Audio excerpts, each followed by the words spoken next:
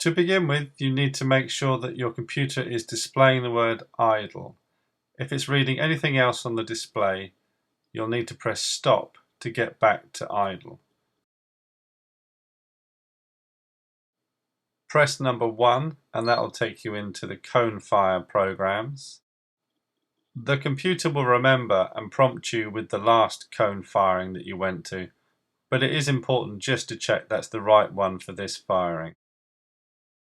We need a cone 06. Press enter. Next we need to choose the speed of the firing. We have 3 choices: fast, standard and slow. Slow is just 20% slower than standard, fast is 20% faster than standard. Most of the time with general glazed ware we'll stick with standard. Press enter. Next we have the preheat option, which allows you to put some heat into the chamber before the firing actually begins. This is a function we don't need in general glaze firing, so we'll leave that set to 0 and press enter. The hold time allows us to specify how long the kiln stays at the top temperature. You can see it's currently set to 0 hours and 10 minutes. We can change that to whatever we want. Let's say we change it to 15 minutes. Press enter. But let's suppose we've changed our mind and we want to go back and change that to a 10-minute hold. We simply enter in 10, 1, 0, enter, and now we've got a 10-minute hold. The cool function will allow you to control the cooling of the firing. Again, that's something we don't need in general glaze firing, so we'll leave that set to 0 and press enter. And now we're back to idle, with the kiln reading the current room temperature. But let's just check we've got that right. If you now press number 6, which is Program Review, the computer will show you exactly what it's about to fire to.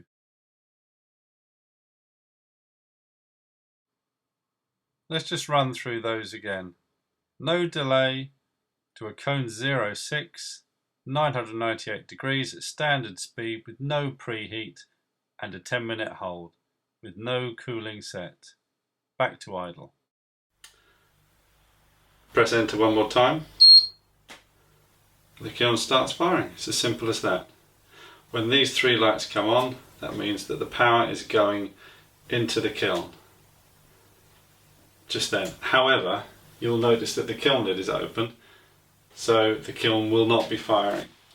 If we close the lid, you will hear, in unison with the lights on the display, when you see those lights, the relays will click on and the kiln's now firing. And it'll do that all the way through the firing until it gets to the top temperature, cycling on and off, on and off, on and off. And that's the kiln firing. When the kiln's finished firing, the computer will display 4 bits of useful information. CPLT stands for complete. This is the computer telling you there are no error messages, no faults. As far as the computer is concerned, that last firing was a success, a complete, successful firing.